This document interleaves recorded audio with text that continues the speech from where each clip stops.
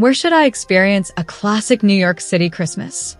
Well, while everyone heads to Rockefeller Center, we're taking you to a spot that many locals argue is the true heart of the city's holiday charm, the Bank of America Winter Village at Bryant Park. Today, we're going to give you a full tour of why this isn't just another Christmas market, but a must-visit destination on your NYC itinerary. First, let's talk about setting. Nestled right in the shadow of the New York Public Library and surrounded by skyscrapers, Bryant Park transforms into a perfectly curated winter wonderland. The centerpiece, as you can see behind me, is the iconic ice skating rink. And here's the best part: admission is completely free. You only pay for skate rentals, making it one of the most accessible and affordable skating experiences in the city. But the magic extends far beyond the ice. The real draw for us is the collection of over 170 artisanal holiday shops. This is not a place for mass-produced souvenirs. Each kiosk is a carefully selected small business or creator. You'll find everything from handcrafted jewelry and leather goods to unique home decor and, of course, some of the most beautiful Christmas ornaments you've ever seen. It's the perfect place to find a truly one-of-a-kind gift. And for the foodies in the audience, the culinary offerings are a major highlight. You can warm up with a classic German bratwurst, indulge in a decadent Belgian waffle, or, my personal favorite, grab a cup of rich, spiced hot chocolate. For the adults, the chalet-style bar, The Lodge, offers a fantastic selection of festive drinks. Their glow wine or hot mulled wine is an absolute essential on a chilly evening. So, why choose Bryant Park over other markets in the city? It's the atmosphere. The layout is open and spacious. The backdrop is quintessentially New York, and the entire experience feels both luxurious and welcoming. It manages to be vibrant and energetic without feeling overwhelmingly crowded. It's a place where you can actually enjoy the moment. So, if you're planning a trip to New York this holiday season, we cannot recommend Bryant Park Winter Village enough. It offers a more relaxed, local, and artisanal alternative to the city's other major holiday attractions. But now, we want to hear from you. Have you been to the Bryant Park Christmas Market? What was your favorite find? Let us know in the comments below.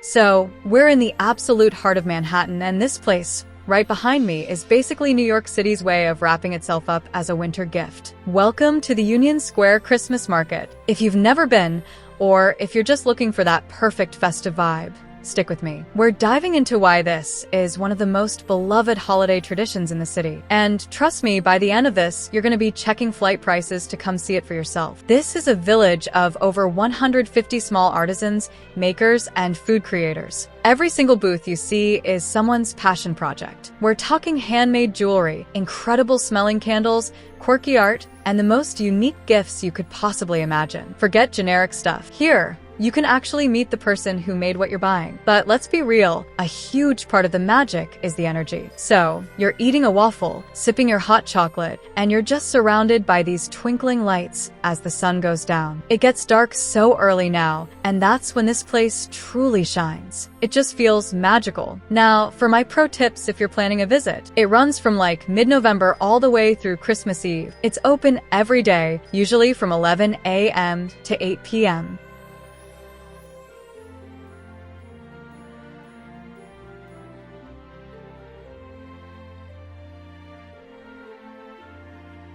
The moment it really feels like Christmas is when I find myself walking towards Macy's on 34th Street. There's just something about it. It doesn't even start when you get there. It starts in the crowd. You're just another person in a sea of puffy coats. And then you slow down because you see everyone else slowing down. They're all just stopped, staring at these windows. And you have to go see what the big deal is that they've built these incredible little worlds behind the glass. I'm talking tiny, detailed worlds where penguins are ice skating or elves are wrapping presents. Everything moves just a little bit. You find yourself, a full-grown adult, just mesmerized by a tiny dancing bear. It's this totally free, totally public bit of magic. It just makes you happy. But if you really want the full experience, you have to brave the line for Santaland. And I know, lines are the worst, but this one is different. It's like the world's most cheerful conga line. You're shuffling along, but they've made the whole journey part of the show. You wind through these fake snow-covered lanes, past these elves who are totally hamming it up. You see a kid's face just light up because an elf waved at them,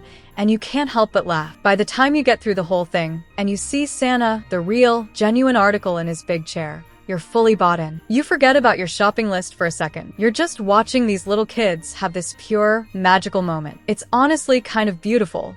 Back into the main part of the store, and it's like you're re-entering this wonderful, controlled chaos. This is the part one really loves. You're just swimming through the crowd, and it's not an annoying crowd. Everyone's on the same mission. You've got the serious shoppers, power walking with determined looks, their arms full of bags, checking lists on their phones. Then you've got the families, looking a little dazed but happy, the kids now clutching a new stuffed animal from the visit with Santa. And you've got the tourists, like me, just wandering around with a goofy smile, looking at everything. The store itself feels like a city within a city. Each section has its own personality. You'll walk from the perfume counters, which smell like a fancy flower garden, straight into the sweater section, which just feels cozy. It's a sea of soft reds and greens and creams. You can't help but reach out and touch a cable knit scarf. My favorite thing to do is just to wander over to the home goods section. It sounds boring, but it's not. It's where all the beautiful, shiny Christmas ornaments are laid out. People are carefully picking out the perfect one for their tree, holding up a glittery bird or a delicate glass star to the light. It's so quiet and thoughtful over there compared to the buzz of the clothing floors. You get a real sense that people are buying little pieces of magic to take home.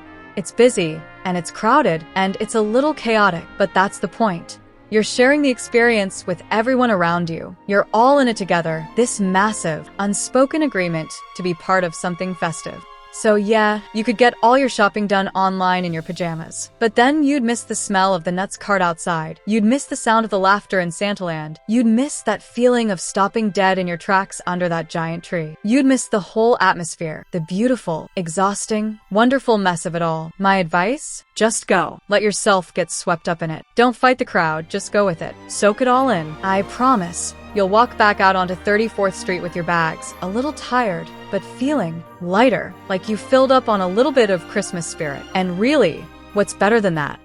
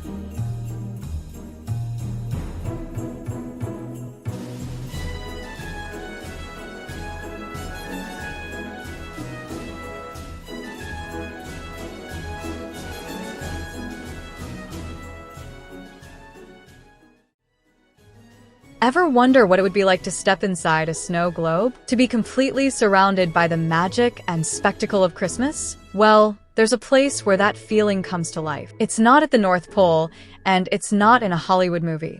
It's in a quiet, residential neighborhood in Brooklyn. Welcome to Dyker Heights. Alright, so I have to tell you about this place. You know how you have that picture in your head of the most over-the-top, magical Christmas street you can imagine? It's just a normal neighborhood for most of the year, but right after Thanksgiving, it completely transforms. We're not just talking about a few strings of lights. The people who live here go all out. I mean, all out. It's like a friendly competition to see who can create the most insane Christmas display. You'll see everything. Giant, inflatable Santas waving from the roof. An army of nutcrackers standing guard on a front lawn, right next to a full nativity scene. And then the house beside it has a whole light show set to music. Walking through it, it's just a whole vibe. The air is cold. You can see your breath. And the whole place just glows. You hear Christmas music from someone's yard, kids laughing, and everyone around you is just going, wow, look at that one. And that's the coolest part, honestly.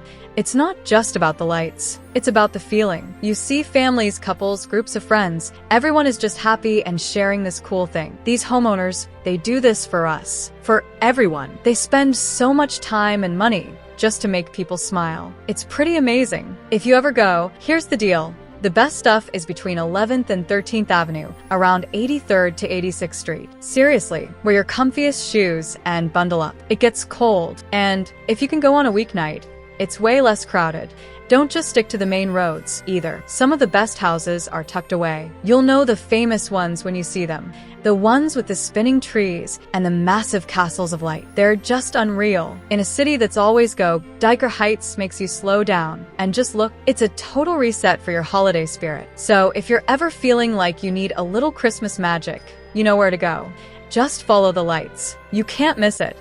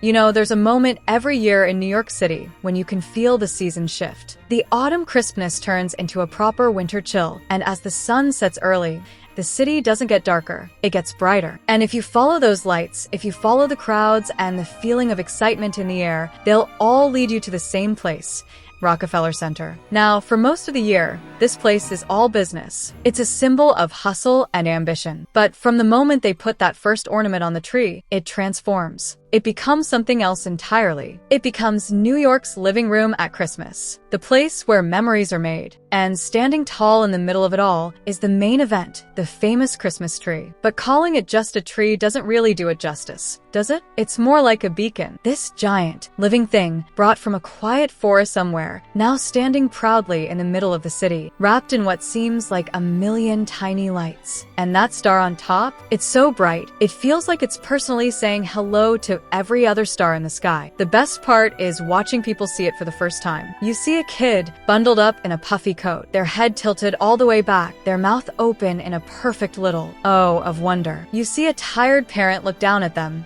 and for a second, all the stress melts away from their face, replaced by a pure, simple smile. Strangers offer to take photos for each other. For a little while in this famously fast-paced city, everyone just slows down. They just stand there, sharing the glow. And right below this incredible tree, the party is happening on the ice skating rink.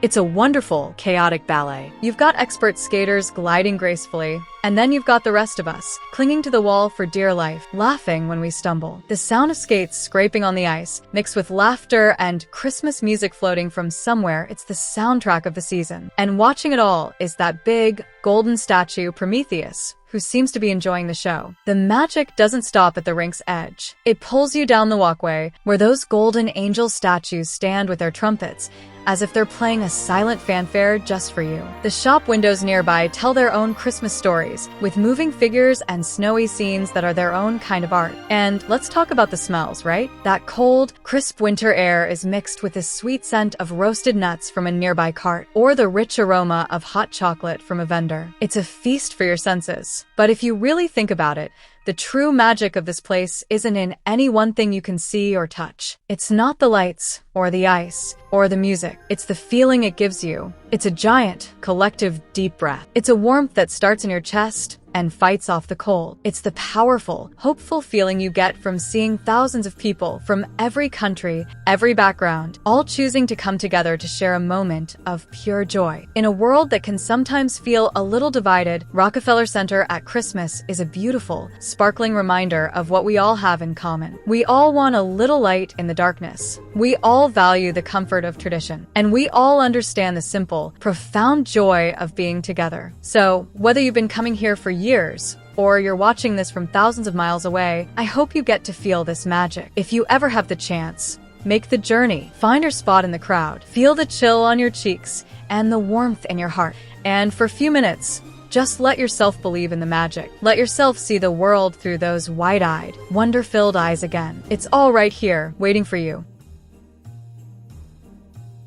There's a special kind of holiday magic that lives on Rockefeller Center, and it has a name, FAO Schwarz. From the moment you step inside, the cold, bustling city disappears. You're wrapped in a world of warmth and pure, unadulterated joy. You're greeted by the legendary toy soldiers, the tall, proud guardians of this Christmas kingdom. A photo with them is a timeless New York tradition, and everywhere you look, wonder unfolds. Life-size stuffed animals, dazzling train sets, and the latest gadgets that spark the imagination. This is where childhood dreams feel real and wish lists would come to life. But the real magic isn't just in the toys. It's in the shared smiles, the wide-eyed wonder of a child, and the nostalgic glow on a parent's face. It's a powerful reminder that belief is the greatest gift of all. And just when you think it can't get any better, you find it. The grand finale of fun, the iconic giant floor piano. This is where visitors become the star of the show, where families and friends laugh together, stomping out a joyful, jumpy version of a Christmas classic. It's a moment of pure, unscripted happiness, the perfect, playful note to end your visit. As you step back out into the New York night, the echo of that music follows you. There is a moment every year in New York when the approach of the holidays becomes truly tangible. The air turns crisp, and the evenings arrive early, painting the city in long shadows and the warm glow of streetlights. It's in this setting that a particular tradition unfolds, one that draws people from all walks of life to the corner of 5th Avenue and 49th Street. This is where Saks Fifth Avenue undertakes its annual transformation. The building, an icon of elegance throughout the year, prepares to become something more, a canvas of light and story. As darkness falls, a quiet crowd begins to gather. There's a palpable sense of anticipation. You see families, couples, and visitors from distant places, all finding their place on the sidewalk, united by a single, silent expectation. The city's constant hum seems to fade into the background, and then it begins. Not with a shout, but with a single, gentle note of music and a solitary spark of light. That first light is a signal, and it's followed by a cascade of brilliance that seems to flow down the face of the building like liquid starlight. What unfolds is a story told through light. Tens of thousands of LEDs dance in perfect time to a classic score. Reindeer soar gracefully across the stonework. Snowflakes gather and swirl in intricate patterns. Each window becomes a living diorama, a glimpse into a world of winter fantasy. In those minutes, something quite remarkable happens. The frantic pace of the city simply stops for everyone present. There is no scrolling, no rushing. There are only upturned faces, illuminated by the dancing lights, each person lost in their own sense of wonder. It's a shared experience that connects us to the joy and nostalgia of the season. You see it reflected in the eyes of a child, utterly captivated. You sense it in the quiet smile of someone who has witnessed this spectacle for decades. It's a reminder of the simple, profound power of beauty. The show builds, the music swells, and the lights perform their final, breathtaking dance, a brilliant crescendo that seems to light up the very sky. Then, as the last note fades, the building remains, a steadfast and radiant beacon against the night. The crowd exhales, breaks into applause, and slowly begins to disperse, but the feeling lingers. A sense of warmth and shared magic remains in the air. So, if you find yourself in the city during these winter days, I would encourage you to make your way there. Join the crowd, feel the chill in the air, and the warmth of the shared moment. And for a little while, simply look up and let yourself be transported. It's a tradition that reminds us, year after year, of the enduring power of light, community, and a little bit of magic.